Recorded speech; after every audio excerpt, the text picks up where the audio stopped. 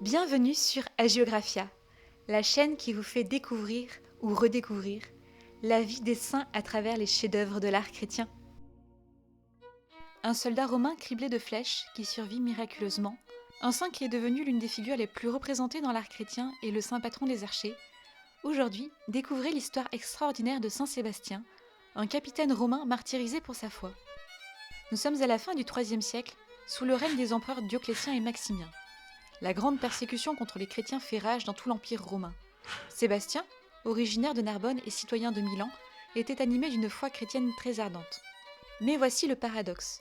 Les empereurs païens et fervents oppresseurs de la religion du Christ, Maximien et Dioclétien, avaient pour lui une telle affection qu'ils l'avaient nommé chef de la première cohorte et l'avaient attaché à leur personne. Chef de la première cohorte, c'est l'équivalent d'un commandant de la garde prétorienne, un des hommes les plus proches du pouvoir impérial.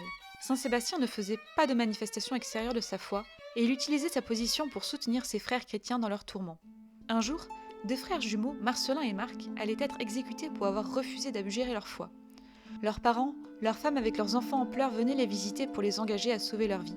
Les deux frères sont sur le point de céder. C'est alors que Sébastien intervient, leur disant « Vous êtes réduits au point ou de perdre tous ceux qui sont ici, ou de vous perdre vous-même en perdant Jésus-Christ. N'est-ce pas par l'amour de lui et par le secours de sa grâce que vous êtes restés si longtemps en prison et que vous avez enduré tant de tourments et tant de peines? Non, l'amour des vôtres n'aura point le pouvoir de vous faire perdre ce que vous avez gagné au prix de votre liberté et de votre sang. » Au même moment, une brillante lumière descendit dans la prison et Jésus-Christ apparut avec des anges. Une femme muette, la future sainte Zoé, demande le baptême et Sébastien lui fait recouvrer la parole au nom de Jésus-Christ. Les conversions se multiplient autour de lui, les personnes présentes embrassent la foi chrétienne face à ces miracles. Mais tout cela ne pouvait rester secret bien longtemps. Un jour, Sébastien finit par être dénoncé à Dioclétien. L'empereur l'ayant appelé lui dit « Ingrat, je t'ai placé au premier rang dans mon palais et toi tu as travaillé contre moi et mes dieux. » Et Sébastien lui répondit « J'ai toujours prié pour vous et pour la prospérité de votre règne, le vrai Dieu, créateur du ciel et de la terre. » Dioclétien est irrité par cette réponse. Sa sentence est terrible. Il fait attacher Sébastien à un poteau, convoque des soldats qui étaient sous les ordres de celui-ci et leur ordonne de le percer de flèches. Sébastien est laissé pour mort. Mais l'histoire ne s'arrête pas là. Pendant la nuit, une pieuse veuve chrétienne, la future sainte Irène de Rome, vient pour ensevelir son corps. Elle découvre que Sébastien respire encore.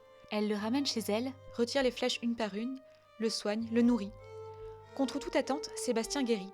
Certains historiens pensent que les soldats, qui aimaient leur commandant, ont évité volontairement de viser les organes vitaux. D'autres y voient un miracle pur et simple. Toujours est-il que quelques jours plus tard, Sébastien est de nouveau sur pied. Ses amis le conjurent de fuir, de se cacher, il refuse. Et voici que peu de jours après, il se rend au palais impérial, à bord de Dioclétien et lui conseille à nouveau de se convertir à la foi chrétienne. Dioclétien est tout d'abord effrayé d'entendre un homme qui croyait mort s'adresser à lui de la sorte, mais sa fureur reprend très vite le dessus. Sa sentence est immédiate. Sébastien est arrêté sur le champ. Cette fois, pas de flèche, pas d'exécution théâtrale. Il est battu à mort, et pour s'assurer que les chrétiens ne puissent pas vénérer son corps, on le jette dans les égouts de Rome. Par la suite, Saint Sébastien apparaît en songe à Sainte Lucine et lui indique où retrouver son corps, qui était resté suspendu à un crochet sans tomber dans le lieu infect où on avait voulu le jeter. Elle le fait ensevelir dans les catacombes, au pied des apôtres Pierre et Paul. Le martyre de Saint Sébastien eut lieu le 20 janvier, probablement vers l'an 288. Saint Sébastien devient très vite l'un des martyrs les plus vénérés au Moyen-Âge. Il est d'un grand secours en temps de peste et pendant les épidémies.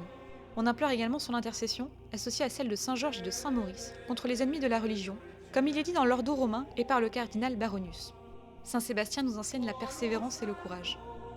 Commandant romain qui met à profit sa position pour venir en aide à ses frères chrétiens au cœur de la persécution, martyr qui survit miraculeusement et qui retourne aussitôt conseiller à ses bourreaux de se convertir à la vraie foi, témoin du Christ qui préfère subir 2 fois le martyre plutôt que de se taire ne serait-ce qu'une seule fois, son histoire nous rappelle que l'amour de Dieu ne calcule pas les risques, qu'il y a des causes pour lesquelles on accepte de tout perdre.